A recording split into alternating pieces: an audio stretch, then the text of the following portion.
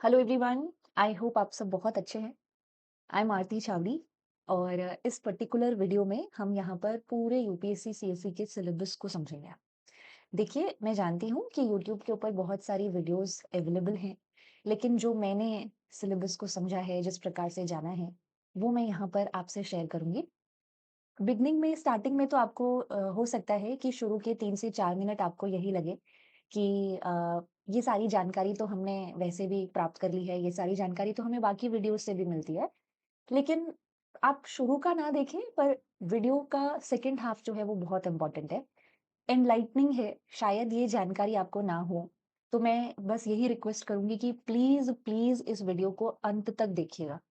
काफ़ी कुछ क्लियर होगा, जून का महीना है, इस पर्टिकुलर टाइम पर अगर आपको ये बातें समझ आ जाती हैं, तो आप यहाँ पर पूरा साल जो है, वो यहाँ पर बेहतर तरह से प्लान कर पाएँगे, ठीक है? तो इसको थोड़ा-सा शुरू करते हैं।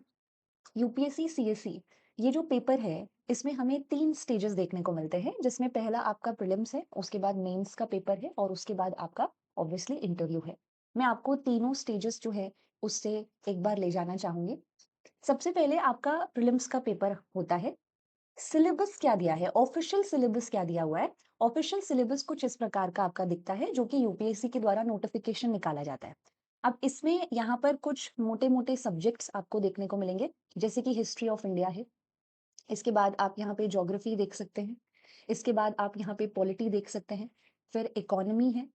कुछ जनरल इश्यूज एनवायरनमेंट के भी यहाँ पर कवर हो रहे हैं और इसके साथ जनरल साइंस वैसे तो स्कूल में जो आपने physics chemistry maths sorry biology वगैरह पढ़ा है वो है, बट साइंस एंड टेक से काफी क्वेश्चंस हमें प्रीलिम्स में दिखते हैं।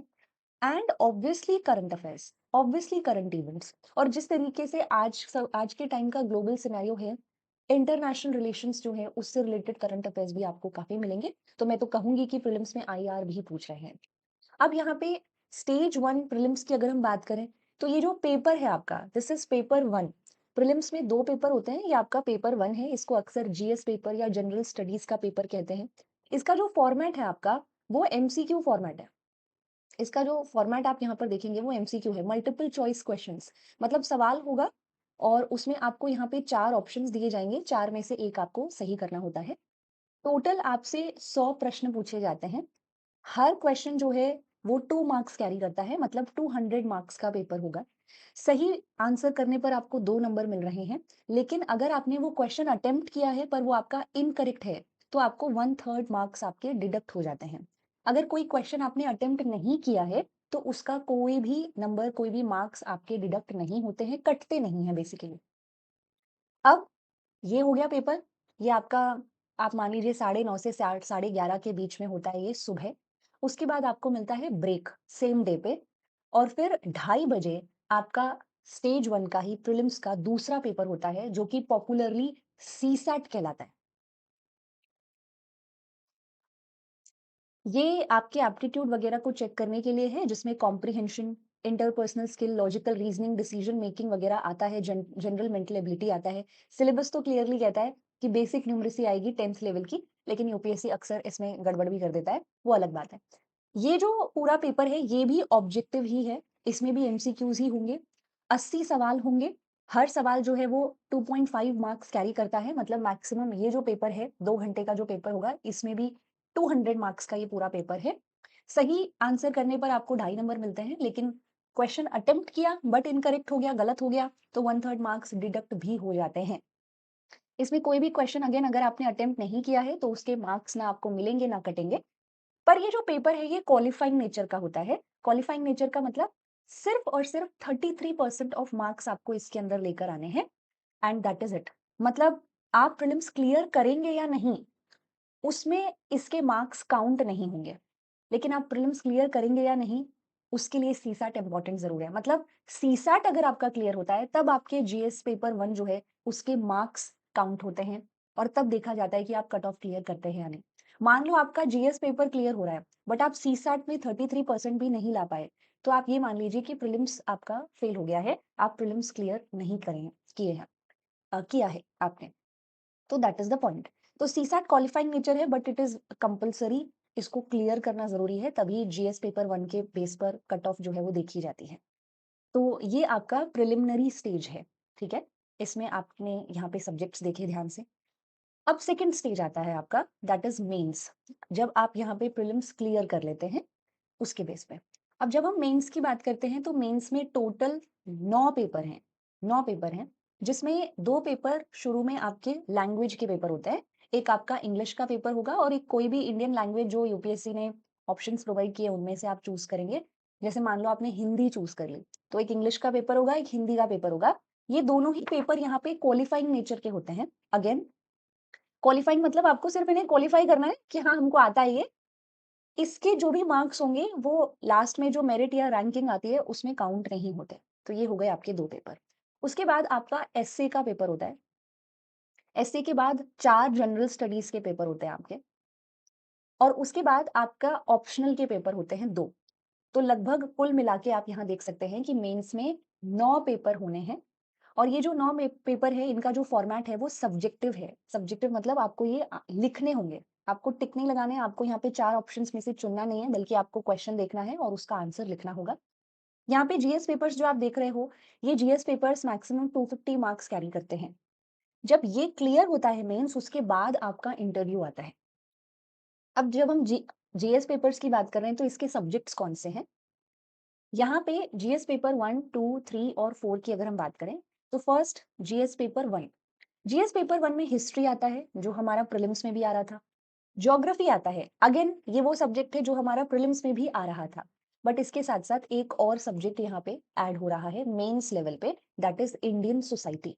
इसके बाद जीएस पेपर 2 जो है, उसमें आपका पॉलिटी आएगा, फिर गवर्नेंस आएगा, लेकिन एक और नया एरिया यहाँ पे ऐड हो जाता है, that is social justice and IR international relations. हालांकि इंटरनेशनल रिलेशन अब करंट अफेयर्स के रूप में प्रीलिम्स में देखा जा सकता है।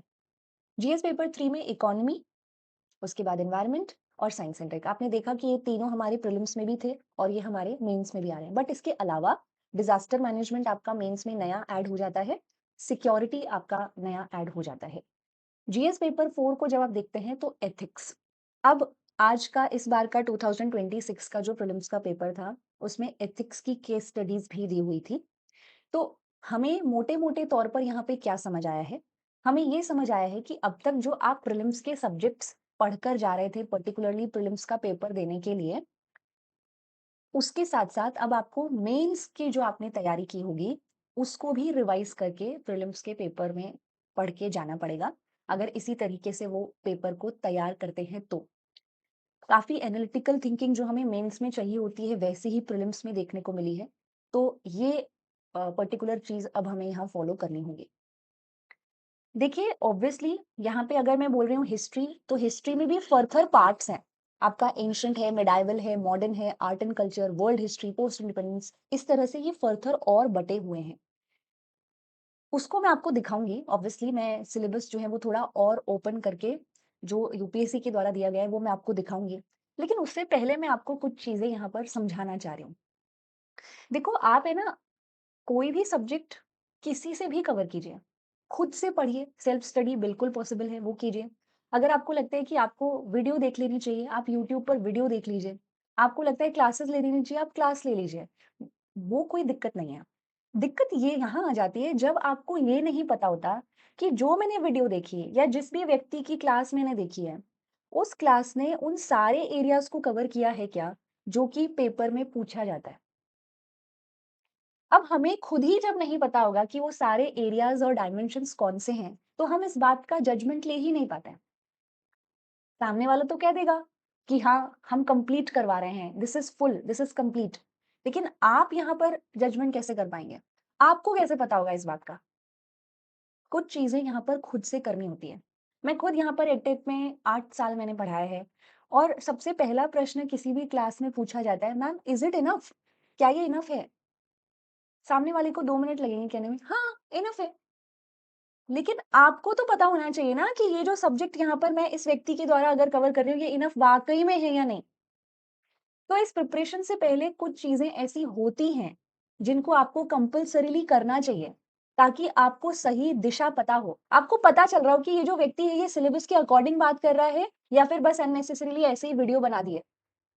ये बहुत जरूरी है, क्योंकि ब्लाइंड फेथ जो हम करते हैं ना यहाँ पे, वो बहुत प्रॉब्लमैटिक हो जाता है, और उसका फिर रिजल्ट हमें प्रीलिम्स में दिखता है, मेंस में दिखता है। वो नहीं करना है आपको, और वो आप ना करो, इसीलिए कुछ हम कह सकते हैं ऐसी रिक्वायरमेंट्स हैं, कुछ ऐसी चीज़ें हैं जो इस जर्नी को शुरू करने से पहले आपको पता होनी चाहिए। और अब आगे की जो वीडियो होगी, उसमें मैं आपको यही समझाना चाह रही हूँ, ठीक है? जो भी चीज़ें अब मैं आपको आगे समझाऊँगी, ये सभी के लिए है। आप सेल्फ स्टडी करना चाहते हैं, वो आपकी चॉइस है। आपको सेल्फ स्टडी करनी है, सेल्फ स्टडी 101% पॉसिबल है। आपको यूट्यूब के थ्रू क्लासेस लेके करना है, you can do that as also. आपको कोई वैसी क्लासेस जॉइन करनी है, यू कैन डू दैट।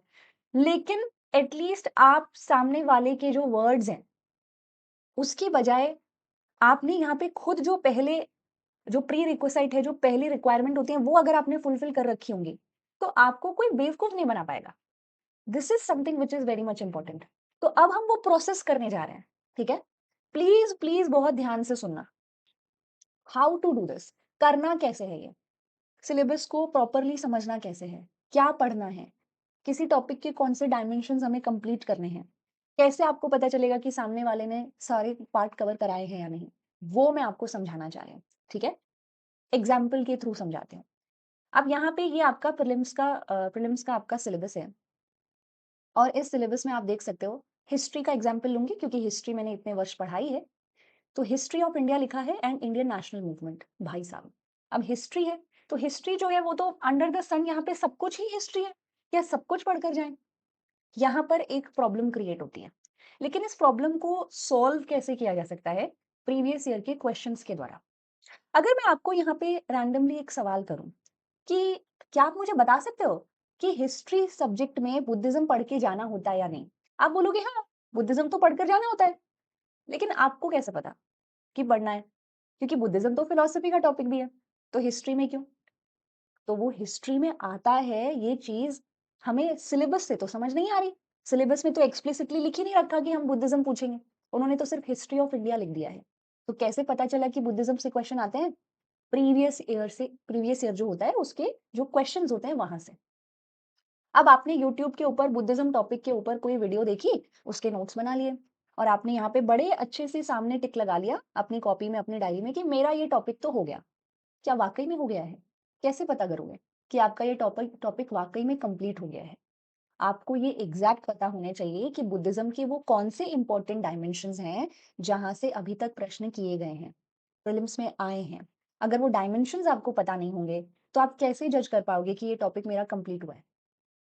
वो डायमेंशंस प्रीवियस ईयर के क्वेश्चन से पता चलता है।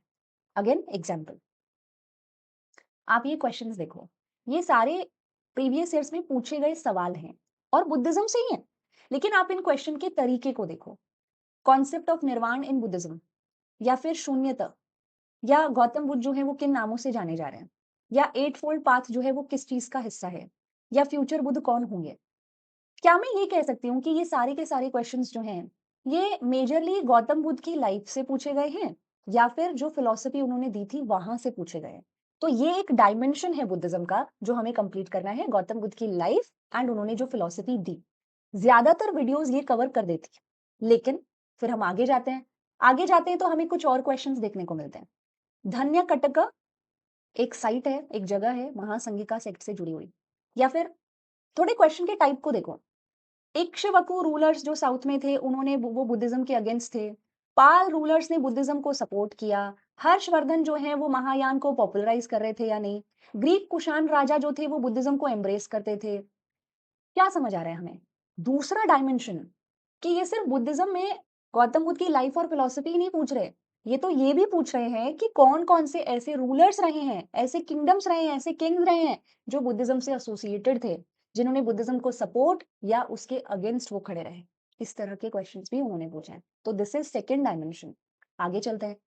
आगे जब हम चलते हैं तो कुछ इस तरह के क्वेश्चंस हमें दिखे, जिसमें आप देखो सौत्रंतिका, समित्या, ये सेक्ट है। Sect, Sarvastivadin, sect of Buddhism, sect, Mahayana Buddhism, sect, उसके features, Sarvasthaviravadin, Lokottaravadin sect, Mahasanghika, Mahayana Buddhism, sect. Buddhism के जो अलग-अलग सेक्ट हैं, अलग-अलग स्कूल हैं, हीनयान, महायान, स्थविरवादिन, लोकोत्तरवादिन, यहाँ से भी उन्होंने क्वेश्चन पूछे हैं। तो ये भी हमारा एक डायमेंशन बन जाता है, जो हमें कंप्लीट करना है इस टॉपिक के अंदर। आगे बढ़ते हैं। नेति प्रकरण, अवदान शतक, ये बुद्धिज्म से रिलेटेड किताबें हैं। पतिमोक्ष, ये बुद्धिज्म से रिलेटेड किताबें हैं। सीडीएस का सवाल है लेकिन वो भी तो यूपीएससी ही कंडक्ट करता है। तो बुक्स जो बुद्धिज्म से रिलेटेड लिटरेचर है, वो भी आपका डायमेंशन बन जाता है। आगे देखते हैं। परमिता वर्ड का क्या मीनिंग है? परिवराजक, श्रमण, उपासक, ये सारे बुद्धिज्म से रिलेटेड वर्ड है और इनके मीनिंग पूछ रखे हैं। मतलब टर्मिनोलॉजी भी आपका एक डायमेंशन बन जाता है। आगे चलते हैं। तो संघभूति, आर्यदेव, दीघनाग, ये सब बुद्धिज्म से जुड़े हुए स्कॉलर हैं जिन्होंने बुद्धिज्म को फैलाया। तो स्कॉलर से जुड़े हुए क्वेश्चन भी बन जाते हैं। फिर थोड़ा और आगे बढ़े तो बुद्धिज्म से जुड़ा हुआ स्तूप, आर्किटेक्चर, मूर्तियां, मूर्तियों में गौतम बुद्ध की मुद्राओं की क्या मतलब है? यानी बुद्धिज्म से जुड़ा हुआ आर्ट आर्किटेक्चर से भी क्वेश्चन आ रहे हैं। मतलब इमेजिन करो, आप सिर्फ बुद्धिज्म लेके चल रहे थे और सिलेबस के हिसाब से तो आप सिर्फ हिस्ट्री ऑफ इंडिया लेकर चल रहे थे, ठीक है? पीवाईक्यूज में थोड़ा देखा कि बुद्धिज्म टॉपिक आ रहा है, लेकिन अगर आपने और ध्यान से प्रीवियस ईयर के क्वेश्चंस को देखा तो बुद्धिज्म के डायमेंशंस भी हमें समझ आए। हमें ये समझ आया कि लाइफ एंड फिलॉसफी तो हमें बुद्धिज्म की कवर करनी है, एसोसिएटेड किंग्स एंड किंगडम्स भी देखने हैं, स्कूल्स भी करने हैं, स्कॉलर, लिटरेचर, टर्मिनोलॉजी और आर्ट एंड कल्चर भी। अब जब एक वीडियो, एक एडुकेटर, एक पढ़ाने वाला व्यक्ति आपको जब ये सारे डायमेंशन कंप्लीट करता है, तब आप कह सकते हो कि ये टॉपिक कंप्लीट है। और अगर आपने पीवाईक्यूज खुद सारे एनालाइज किए तो आपके पास ऑलरेडी थीम्स की और डायमेंशंस की लिस्ट होगी। आप खुद यहाँ पे जज कर पाओगे कि ये जो व्यक्ति है, इसने जो वीडियो मुझे पढ़ाई है, उसमें कौन सा डायमेंशन कंप्लीट हो गए, कौन से रह गए। आपको किसी से नहीं पढ़ना है तो एटलीस्ट ये जो लिस्ट होगी, इससे आप खुद इन डायमेंशंस को कंप्लीट कर पाओगे। लाइफ एंड फिलोसफी पे वीडियो देख ली, एसोसिएटेड किंग्स एंड किंगडम्स को किसी किताब में से पढ़ लिया, लिटरेचर जो है उसको किसी बुक में से कवर कर लिया। You can do this. आप खुद से सेल्फ स्टडी से भी ये चीज पूरी तरह से करते हो और मेरा मानना है सेल्फ स्टडी तो बेस्ट है। तो प्रीवियस ईयर की जो क्वेश्चंस हैं, वो न कि सिर्फ आपको यहाँ पे टॉपिक बताएंगे, बट उस टॉपिक के वेरियस डायमेंशंस क्या हैं, वो डायमेंशंस भी समझाएंगे कि आपको ये एरियाज कवर करके आना है। ये तो मैंने आपको हिस्ट्री ऑफ इंडिया का एक छोटा टॉपिक बताया है। इस तरह से हिस्ट्री ऑफ इंडिया के अंदर जितने टॉपिक्स हैं, उन सभी के डायमेंशंस आपको प्रीवियस ईयर से पता चलते हैं। आप दो तरीकों से ये चीज कर सकते हो। या तो आप पहले डायमेंशंस पता करो, उसके बाद टॉपिक पढ़ो, बेटर जजमेंट कर पाओगे कि इस वीडियो ने, इस बुक ने कौन से एरिया को मेरे कंप्लीट कर दिया।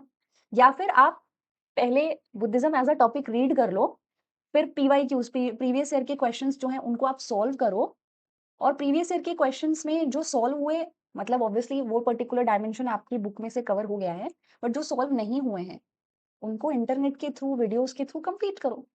That is how you need to proceed. तो प्रीलिम्स में ये चीजें जानना बहुत जरूरी है। अब आते हैं मेंस की तरफ। बहुत इंपॉर्टेंट एरिया, बहुत बहुत इंपॉर्टेंट एरिया है ये। प्लीज इसको बहुत ध्यान से समझना। ये चीजें मेजोरिटी ऑफ क्लासेस में, मेजोरिटी ऑफ एरियाज में क्लियर होती ही नहीं है, ठीक है? बल्कि मैं तो आपको ये कहूंगी, ओके, पहले मैं आपको ये समझा देती हूँ, उसके बाद मैं आपको मेंस का पूरा सिलेबस बताऊंगी। आपको रियलिटी चेक देना बहुत जरूरी है। ये जो आप सेक्शन देख रहे हो ना, ये यूपीएससी ने जो प्रीलिम्स का सिलेबस दिया है, उसी का मैंने स्क्रीनशॉट लिया है। और उसमें मेंस में जो जीएस पेपर 2 है आपका, जीएस पेपर 2 में जो सोशल जस्टिस मैंने अभी आपको दिखाया था, उस सोशल जस्टिस का जो पार्ट है वो मैंने यहाँ पर आपके सामने रखा है। अब इसमें आप यहाँ पर देख रहे होंगे ये पर्टिकुलर टॉपिक, जिसमें health is one of the topics. Health एक टॉपिक है। इसमें मुझे issues related to the development and management of health sector या हेल्थ सर्विस कवर करना है। ये आपके मेंस के सिलेबस में दे रखा है, हेल्थ। अब अगेन, अगर मैं सिर्फ इतना रीड करके जाऊं तो मैं सिर्फ हेल्थ से रिलेटेड इश्यूज ही कवर करूंगी, लेकिन मैं नहीं चाहती कि कोई डायमेंशन मिस हो। मुझे मेरे नोट्स बनाने हैं, मुझे वन पेजर नोट बनाने हैं, मुझे हेल्थ टॉपिक कंप्लीट करना है फॉर माय मेंस। तो मुझे डायमेंशंस क्लियर होने चाहिए कि हेल्थ के कौन कौन से इस टॉपिक के डायमेंशन कवर करने हैं। उसमें मेरे प्रीवियस ईयर में जो भी सवाल पूछे गए हैं वो मेरी हेल्प करेंगे। तो मैंने सारे प्रीवियस ईयर के क्वेश्चंस को इकट्ठा कर लिया। अब ये कुछ प्रीवियस ईयर के सवाल हैं आपके। एक मिनट। 81 का तो बहुत पुराना सवाल है, चलो, लेकिन यहाँ पे 2013, 15, 16, इनमें ये क्वेश्चंस पूछे गए हैं। ओके। अब इन सवालों को जब आप देख रहे हो तो ये अलग से लग रहे हैं। यहाँ पे हेल्थ केयर फॉर ऑल पूछ लिया, 6 5 ईयर प्लान पूछ लिया, मिलेनियम डेवलपमेंट गोल्स क्या है, universal health coverage, Amartya Sen कहीं पर लिखा हुआ है। ऐसा लग रहा है कि ये तो खत्म ही होने का नाम नहीं ले रहा। लेकिन अब मैं आपको इन्हीं प्रीवियस ईयर के क्वेश्चंस को एक अलग तरह से दिखाती हूँ। इनको थोड़ा ध्यान से देखना आप। मैंने थोड़ा-सा कलर कोडिंग की है। सेम क्वेश्चंस हैं ये, लेकिन अब थोड़ा ध्यान दो। आपको समझ आने लगेगा कि हेल्थ टॉपिक में से हमें क्या-क्या कवर करना होता है normally. Health care for all, इसके objectives, goals related to health, public health system, primary health care, health for all 2018, educate health care policy, primary health structure necessary, crucial domain जैसे public health care system. अभी तक हमें सिर्फ health पता था कि हमें हेल्थ टॉपिक पढ़ना है, लेकिन अब तो हमें हेल्थ के अंडर ये समझ आ रहा है कि भाई यहाँ पर हेल्थ केयर की मदद से हम क्या अचीव करना चाह रहे हैं। हमें ऑब्जेक्टिव हमें पता होने चाहिए, हमारे गोल्स हमें पता होने चाहिए, व्हाई इट इज नेसेसरी, क्यों जरूरी है, ऐसा क्या होगा अगर अच्छी हेल्थ होगी तो उसकी उससे क्या होगा, नेसेसरी, उसकी रिक्वायरमेंट क्या है। फिर हेल्थ केयर के भी लेवल्स हमने देखे। हम यहाँ पर पब्लिक हेल्थ केयर की बात कर रहे हैं, हम प्राइमरी हेल्थ केयर सिस्टम्स जो हैं, उनकी बात यहाँ पर करते हुए दिख रहे हैं। तो हमें थोड़ी-सी क्लैरिटी मिल रही है पीवाईक्यू से। उसके बाद आप देखो, अब इतना हमें समझ आ गया। अब आप देखो और क्या है। 6th 5 year plan, what steps are being taken, या फिर success of actions taken by government, या फिर Indian state should play a vital role. आपको यहाँ पे इन एरिया से क्या समझ आ रहा है?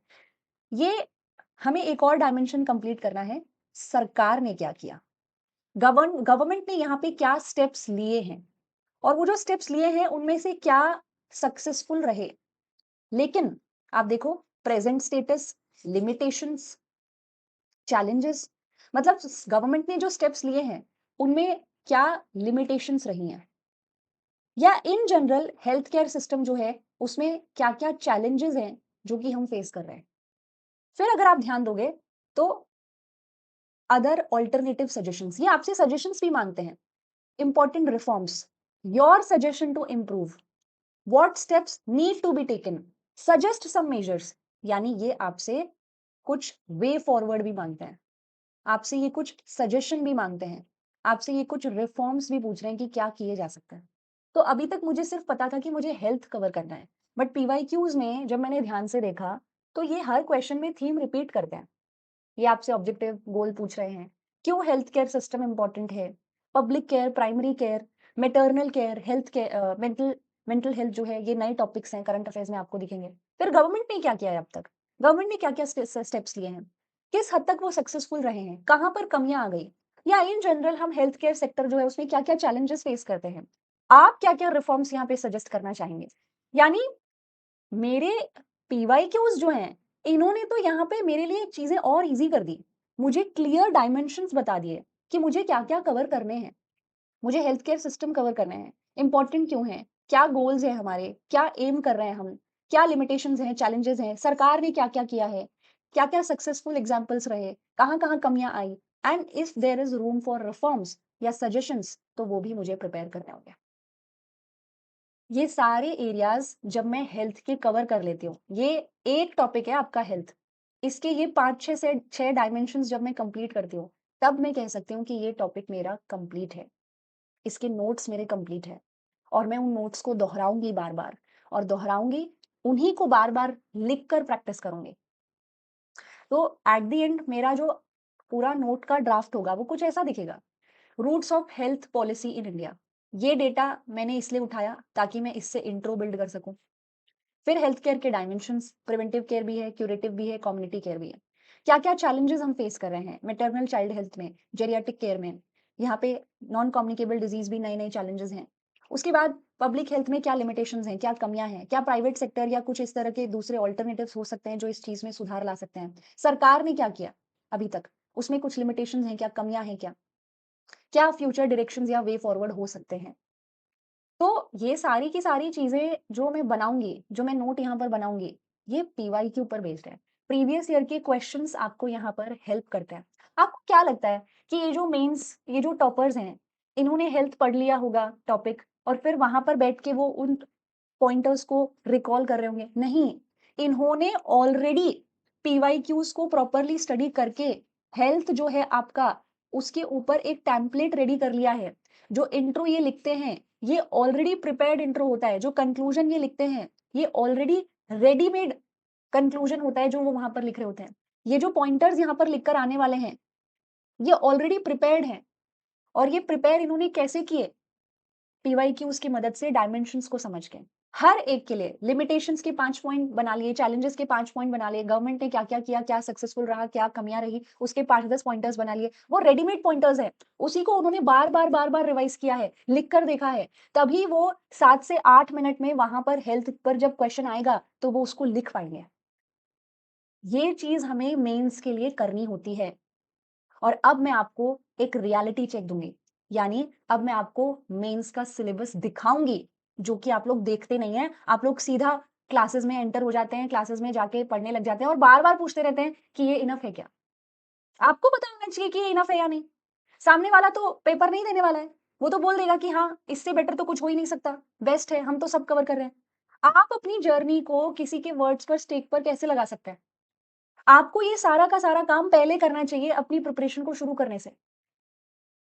तो ये काम फर्स्ट होता है। अब डायमेंशंस आपको टॉपिक्स के क्लियर होंगे। सोचो डायमेंशंस ही क्लियर हो गए तो आप तो सेल्फ स्टडी से कर सकते हो। आप ये सारे के सारे एरियाज जो है वो न्यूज़पेपर्स वगैरह से निकाल कर कवर कर सकते हो। मैं दिखाती हूँ। Just wait for a while.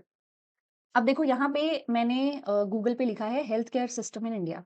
अब आप यहाँ देखोगे काफ़ी सारी चीज़ें जो हैं वो आ गई हैं, राइट? लेकिन नॉर्मली आप क्या करते हो? आप इसके आगे अक्सर ऐसे यूपीएससी लगा देते हो। तो उससे क्या होता है, जो भी यूपीएससी के रिलेशन में अलग-अलग इंस्टीट्यूट्स होंगे, उन्होंने इससे रिलेटेड जो भी पढ़ाया होगा, वो सारे के सारे टॉपिक्स एक साथ आ जाते हैं। मैं बिल्कुल ये नहीं कह रही कि आपको इन्हें रेफर नहीं करना चाहिए। बट अक्सर ऐसा होता है कि इसके अंदर जो पॉइंटर्स होते हैं, जो भी इन्होंने लिखे होते हैं, वो काफ़ी जेनेरिक होते हैं, जो कि आप बिल्कुल बेस पॉइंटर्स 3-4 यहाँ से निकाल लो। लेकिन यूनिक पॉइंटर्स, हटके जो पॉइंटर्स हैं, वो कहाँ से मिलेंगे? आपको न्यूज़ सेक्शन में जाना चाहिए। न्यूज़ सेक्शन में जब आप जाते हैं, ये हटा दो, यूपीएससी हटा दो और अब यहाँ पे सर्च करो। अब न्यूज़ सेक्शन में जब आप जाओगे तो आपको बहुत यूनिक आर्टिकल्स मिलेंगे। जैसे can India's health care system keep pace with AI ambitions? Wow! ये तो एक नया चैलेंज मिल गया, जो आपको ऑलरेडी प्रिपेयर्ड अलग-अलग इंस्टीट्यूट के नोट्स में नहीं मिलेगा। अब इस पॉइंट को जब मैं यहाँ पर अपने नोट्स में ऐड करती हूँ और जब मैं मेंस में आंसर लिखूंगी, तो बाकियों के मुकाबले एक एक्स्ट्रा मार्क्स तो मैं बिल्कुल फेच कर पाऊंगी इस यूनिक पॉइंटर की वजह से।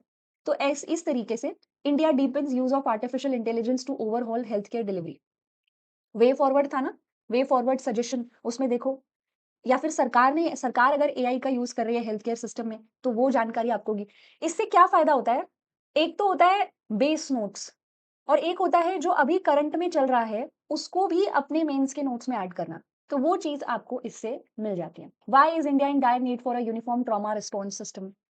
हेल्थ केयर सेक्टर, चलो ये तो उसी का है। The changing landscape of health care expenses in India. Health care जो है उसमें जीडीपी का कितना परसेंट हम यहाँ पे खर्च कर रहे हैं, उसमें क्या बदलाव की ज़रूरत है? ये अक्सर आर्टिकल्स में लोग अपनी राय देते रहते हैं। तो वो राय हम भी उठा सकते हैं और अपने सजेशंस वाले हिस्से में, डायमेंशन में उनको ऐड कर सकते हैं। तो ये सेक्शन जो होता है ना, न्यूज़ सेक्शन, आप कोई भी टॉपिक लिख दो यहाँ पे, कोई भी टॉपिक लिख दो, न्यूज़ सेक्शन में चले जाओ, किसी ना किसी ने ज़रूर यहाँ पर अपनी-अपनी कुछ राय दी होगी, उन राय को हम उठा सकते हैं। किसी ने ज़रूर कुछ ना कुछ चैलेंजेस, इश्यूज़, लिमिटेशंस रेज़ किए होंगे, उन पॉइंटर्स को हम उठा सकते हैं और उसके बाद बहुत अच्छे करंट अफेयर्स के साथ जुड़े हुए नोट्स हम यहाँ बना सकते हैं। तो ये किया जा सकता है सेल्फ स्टडी से, अक्सर जो कि हमें पता ही नहीं होता, ठीक है? तो ये ऑलरेडी प्रिपेयर्ड नोट्स होते हैं, जो कि लिख के आता है एक टॉपर अपनी मेंस की आंसर कॉपी में। और ये ऑलरेडी प्रिपेयर्ड नोट्स वो तब बनाता है जब उसने क्लियरली सारे डायमेंशंस हर टॉपिक के समझे हों। अब मैं आपको थोड़ा और रियलिटी चेक और बेटर चीज़ें समझाती हूँ। ये आपका जीएस पेपर 1 है दोस्तों। जीएस पेपर 1, ये मेंस की मैं बात कर रही हूँ, ठीक है? ये जीएस पेपर 1 है। इसमें आप देखिए आर्ट एंड कल्चर आएगा, मॉडर्न हिस्ट्री आएगा, freedom struggle, modern history, post independence आएगा और वर्ल्ड हिस्ट्री आएगा। ये पूरा हिस्ट्री का पार्ट है जो कि आपका मेंस के पेपर में आता है। इसके बाद इसमें सोसाइटी आएगा, ज्योग्राफी आएगा। लगभग कितने हो गए? 12 टॉपिक्स आपको दिख रहे हैं ना? बट ये 12 नहीं है। मैं डराना नहीं चाहती, बट ये थोड़ा क्लैरिटी आपको होनी चाहिए। आपको ये 12 लाइन दिख रही होंगी, बट ये 12 नहीं है, ये 12 से बहुत ज़्यादा है। जैसे ये 7th पॉइंटर देखो सोसाइटी का, इसमें वुमेन एक टॉपिक है, फिर आप पीवाईक्यूज़ देखोगे, वुमेन के सारे डायमेंशंस आप पता करोगे, उन डायमेंशंस को कंप्लीट करोगे तब ये टॉपिक समाप्त होगा। पॉपुलेशन एक टॉपिक है, पॉवर्टी एक टॉपिक है, ठीक है, अलग टॉपिक है, अर्बनाइजेशन अलग टॉपिक है, ग्लोबलाइजेशन अलग है, सोशल एम्पावरमेंट अलग है, कम्युनलिज्म, रीजनलिज्म, सेक्युलरिज्म, ये सब अपने आप में अलग अलग सिंगल सिंगल टॉपिक्स हैं। और पीवाईक्यू से फिर इनके 5-6 डायमेंशंस हमें पता चलते हैं, उन डायमेंशंस को हमें प्रिपेयर करना है और हमें उनके नोट्स बनाने हैं, तब जाके आप मेंस रेडी होते हैं। और ये चीज दिसंबर में समझ के नहीं की जा सकती, अब की जा सकती है। इस टाइम पे जो जून का महीना है, जो पूरा 1 साल आपके पास है, उस दौरान ये की जा सकती है। तो प्लीज प्रीवियस ईयर के जो क्वेश्चंस हैं उनको ध्यान से देखो। ये देखिए, पेपर 2 जो है वो तो और भी हैवी है। पेपर 2 में पॉलिटी के ही हैं 9 पॉइंटर्स, तो और 9 सिर्फ पॉइंटर्स हैं। हर पॉइंटर के अंदर भी अपने आप में एक सिंगल सिंगल टॉपिक आप देखोगे, पार्लियामेंट देखोगे, स्टेट लेजिस्लेचर देखोगे, ठीक है। यहाँ पर अगर आप देखो, फिर आपके गवर्नेंस का है पूरा टॉपिक, गवर्नमेंट की पॉलिसीज, इंटरवेंशंस। अब यहाँ डेवलपमेंटल प्रोसेस देखो, इसमें एनजीओ अलग टॉपिक है, सेल्फ हेल्प ग्रुप अलग टॉपिक है, फिर वेरियस ग्रुप्स लिख दिया है, मतलब एटसेट्रा। तो वो वेरियस ग्रुप्स कैसे पता चलेंगे हमें? पीवाईक्यू से पता चलेंगे वो कौन सी वेरियस ग्रुप्स हैं जहां से क्वेश्चन उन्होंने किए हैं। सोशल जस्टिस देखिए आप, सोशल जस्टिस में मैंने आपको हेल्थ बताया, हेल्थ के भी 5-6 डायमेंशंस मैंने आपको बताए। वो डायमेंशंस जब आप कंप्लीट कर लेंगे, उसका 1 पेजर नोट बना लेंगे, तब ये टॉपिक समाप्त होगा। ये एक पॉइंटर का टॉपिक है। इस पॉइंटर में सिर्फ हेल्थ ही नहीं, इसमें एडुकेशन और ह्यूमन रिसोर्स भी दे रखा है। तो एडुकेशन के आपको डायमेंशंस पता करने होंगे, वो डायमेंशंस पता करके फिर आपको उसके नोट्स बनाने होंगे। पोवर्टी अलग टॉपिक है, हंगर अलग है, ये अलग अलग टॉपिक्स हैं, बट आपको इंटरलिंक करके इनको कवर करना होगा। इंटरलिंक कैसे? देखो, गरीबी है तो वो हंगर से जुड़ी है कहीं ना कहीं, और हंगर है तो हेल्थ से कनेक्टेड है वो। पैसा नहीं है तो खाने को रोटी नहीं है, रोटी नहीं है तो बॉडी को न्यूट्रिशंस नहीं पहुंच रहे हैं, न्यूट्रिशंस नहीं पहुंच रहे हैं तो हेल्थ खराब हो रही है।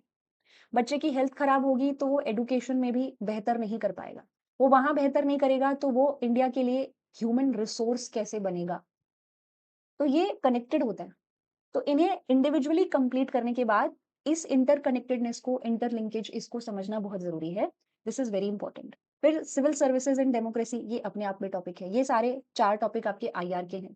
मतलब जीएस पेपर 2 में 20 टॉपिक, जीएस पेपर 1 टॉपिक नहीं, लाइंस। फिर हर लाइन में एक 5-6 टॉपिक हर लाइन के अंदर है। मैं डराना नहीं चाहती, but this is the reality.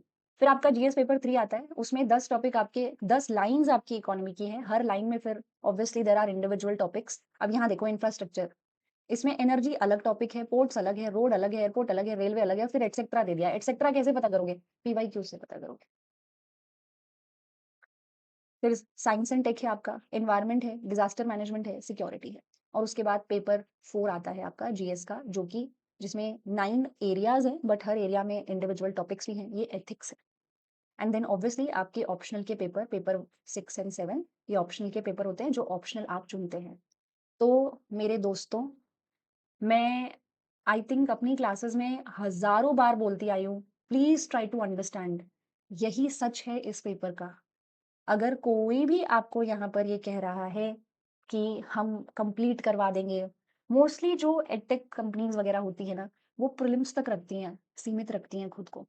अगर कोई मेंस पर जा रहा है, तो वो मेंस, अगर कोई मेंस करवा रहा है, मान लो कोई एडटेक मेंस पर फोकस कर रहा है, तो भी वो मेंस में आपको सिर्फ ये बता रहे होते हैं कि भाई हिस्ट्री जो है वो मेंस के लिए कर लेना, आपको 1 हफ्ता दे रहे हैं, इसके नोट्स बना लेना। अरे, सोसाइटी जो है वो मेंस के लिए नहीं, सोसाइटी में कौन से टॉपिक्स हैं, हर टॉपिक के क्या डायमेंशंस हैं, वो भी आपको पता होने चाहिए।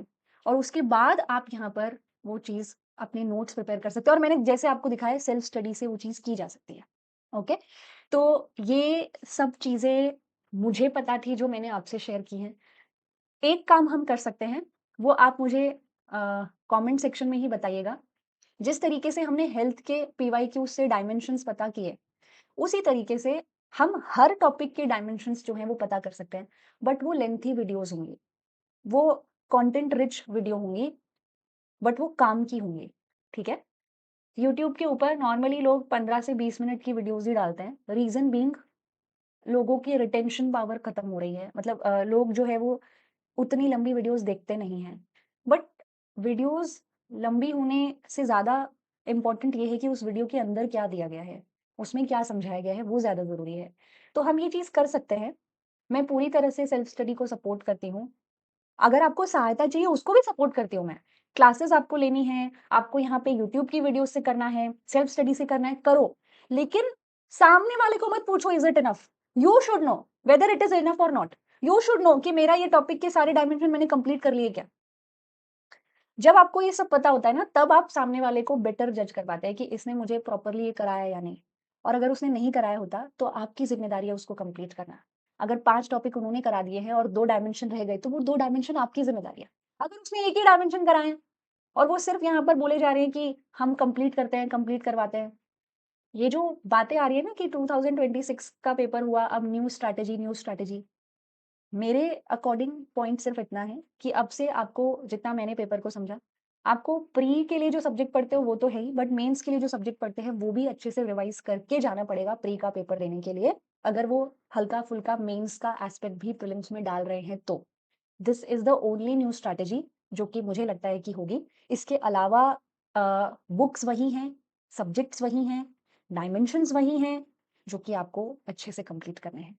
सो ये ही मैंने समझा है इस पेपर के बारे में। आई होप आपने कुछ तो बेहतर जाना होगा आज की वीडियो से। अगर आपने जाना है तो कमेंट सेक्शन में ज़रूर बताना। इसको लोगों से शेयर करना ताकि वो इस पूरे कन्फ्यूजन में ना रहें, इस पिटहोल में ना गिरें और सिर्फ फेस वैल्यू पे लोगों के कहने के ऊपर भरोसा ना करें। क्योंकि वो चीज़ जब हम करते हैं ना तो वो लास्ट में फिर प्रीलिम्स में फेल रिजल्ट के रूप में हमें नज़र आती है। ओके? अपना एडुकेटर अगर आप पढ़ना भी चाहते हो ना, तो भक्त मत बनो किसी के, वर्शिप मत करो। सब यहाँ कमा ही रहे हैं, ठीक है? हेल्प लो, अगर आपको हेल्प की ज़रूरत है तो।